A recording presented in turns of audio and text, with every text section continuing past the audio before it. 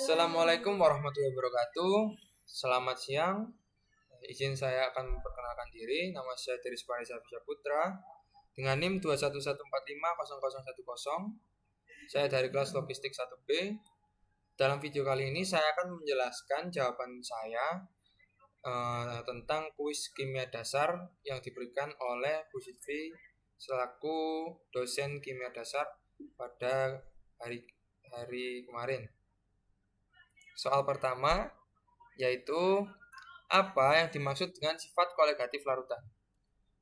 Menurut jawaban saya, sifat kolegatif larutan merupakan sifat larutan yang tergantung dari jumlah atau konsentrasi total partikel terlarut seperti yang pertama penurunan tekanan uap, kemudian penurunan titik beku, kemudian ada peningkatan titik inti, dan yang terakhir adalah tekanan osmosis. Lanjut ke soal nomor 2. Soalnya yaitu definisikan tentang hukum Raoult serta tunjukkan dan jelaskan persamaannya. Serta jelaskan apa yang dimaksud dengan larutan tidak ideal dan larutan ideal. Jawaban saya, hukum Raoult adalah hukum di mana tekanan uap larutan atau PA berbanding lurus dengan fraksi mol atau XA dari pelarut. Dari persamaan tersebut dapat diartikan semakin besar nilai tekanan uap larutan atau PA, semakin besar pula nilai dari fraksi mol pelarut atau XA. Dan juga sebaliknya, apabila PA semakin kecil, maka XA pula semakin kecil.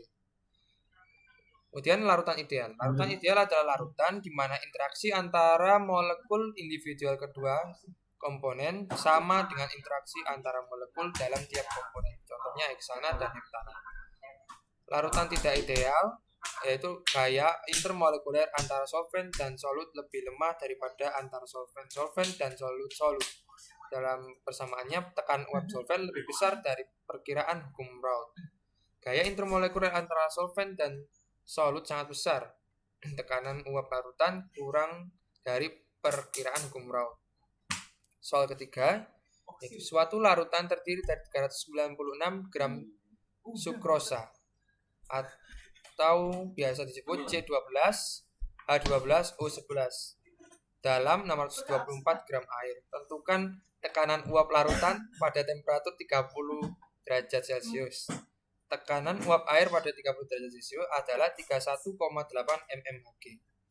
Diketahui massa sukrosa 396 gram, M air 624 gram, suhu 30 derajat. P derajat merupakan tekanan uap murni dari air yaitu 31,8 mmHg. ARC yaitu 12, AR hidrogen yaitu 1, ARO oksigen 16. Yang ditanyakan adalah tekanan uap. Artinya banyak yang belum masuk ya Aldi ya, kalau dihubungin ya. Jawabannya yaitu MR sukrosa.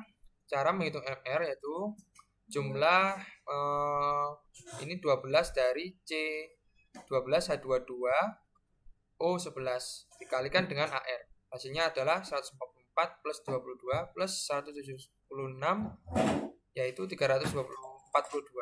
Kemudian MR air 2 dikali 1 plus 1 kali 16 yaitu 18. Kemudian kita hitung N. N sama dengan massa per MR. N dari sukrosa yaitu 396, M-nya per MR-nya itu 342, yaitu ketemu 1,158 mol. Kemudian kita cari mol air yaitu 624 per 18, ketemu 34,67 mol. Kemudian kita cari fraksi mol dari pelarutnya. Rumusnya yaitu NP per NT plus NP. Ya, dimana ini NP ini pelarut yaitu air, kita ketahui di sini 34,67 per mol terlarut yaitu sukrosa 1,158 ditambah mol dari pelarut air. Kemudian dapatkan hasil 34,67 per 35,828 yang hasilnya adalah 0,968. Kemudian kita cari hasil airnya yaitu rumus dari cari tekanan uap yaitu XP pelarut dikali dengan tekanan uap murni. Dari pelarut.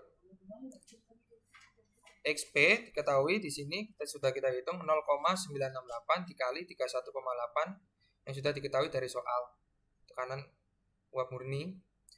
Nah, tekanan uapnya adalah 30,7824 mmHg. Kemudian lanjut soal nomor 4. Soalnya yaitu berapa gram sukrosa atau C12H22O11 yang harus ditambahkan ke dalam 552 gram air agar tekanan uap larutannya berkurang sebesar 2 mmHg dan tekanan uap air murni pada temperatur 20 derajat Celcius dalam kurung tekanan uap air pada 20 derajat Celcius adalah 17,5 mmHg. Nah, di sini diketahui massa air 552 gram, habis itu tekanan uapnya 2 mmHg, tekanan uap murni 17,5, suhunya 20 derajat. Ditanya massa sukrosa awal. Jawab. Tekanan uap sama dengan ini rumusnya kan.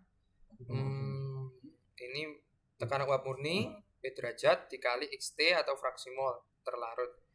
Tekanan uapnya ada 2 sama dengan 17,5 dikali fraksi mol.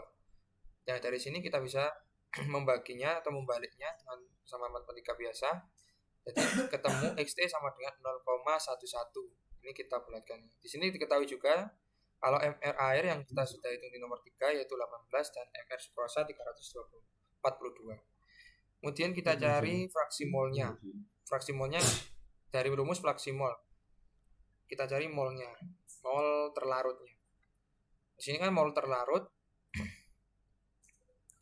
NT per plus NP. Nah, di sini 0,11 sudah kita hitung, kemudian NT yang dicari dan ini adalah NT pelarut ada atau air. Di sini kan rumusnya NP kan molnya kan massa per MR. Ini masanya kan massa air 552 per 18. Nah, kita masukkan rumus matematika biasa yang bawah dinaikkan ini dikali sama dengan NT. Nah, di sini kita anggap ini 1, kemudian kita tukar di sini ini ke sini. Nah, ini jadi NT sama dengan 3,79 mol. Nah, ini kan NT sama dengan M per MR 3,79 sama dengan massa per MR-nya dari sukrosa 342.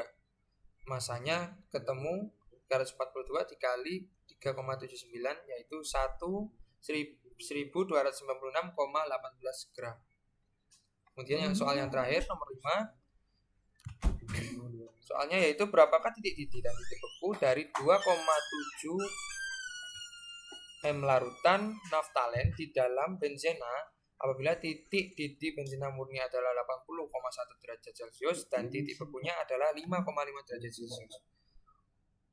Nah, di sini diketahui larutan naftalen dalam benzena yaitu 2,47 M. Titik didih benzena murni yaitu 80,1 derajat Celcius. Titik beku dari benzena murni yaitu 5,5 derajat Celcius. Ditanyakan titik beku dan titik didih. Jawab, yang pertama saya menghitung titik beku atau delta TF atau TF. Delta TF-nya kita cari dulu karena rumus TF ya bisa dicari dengan TF murni dikurangi dengan delta TF atau perubahan suhunya. Yang pertama KF ini kita ketentuan atau kalau nggak salah konstanta dikali massa. Kita cari saja 5,12 ini saya dapatkan melalui tabel yang ada dalam PPT, kemudian dikali dengan 2,47. Kita temukan 12,65 derajat Celcius. Kemudian mencari ininya TF-nya, titik bekunya, tinggal kita kurangi tekanan titik beku murni benzen dikurangi dengan perubahan suhunya, kurangi 5,5 derajat Celcius kurangi 12,65 derajat Celcius sama dengan minus 7,15 derajat Celcius. Kemudian kita cari titik-titiknya. Titik-titik atau TH. Kalau nggak salah, ini delta TH sama kayak titik beku rumusnya. KH-nya sudah ditentukan pada tabel dikali massa, yaitu masanya kan 2,47, ini ketahui segini melalui tabelnya. 2,53 dikali saya itu perubahan suhunya yaitu 6,25 atau delta TH-nya 6,25 derajat Celcius. Kita cari TH-nya dengan rumus TH murni dikurangi perubahan suhu. TH murninya yaitu 80,1 dikurangi 6,25, yaitu kita temukan titik didihnya 73,85 derajat Celcius. Mungkin demikian penjelasan jawaban kuis kimia dasar kemarin dari saya. Selebihnya apabila ada kesalahan mohon maaf. Terima kasih. Assalamualaikum warahmatullahi wabarakatuh.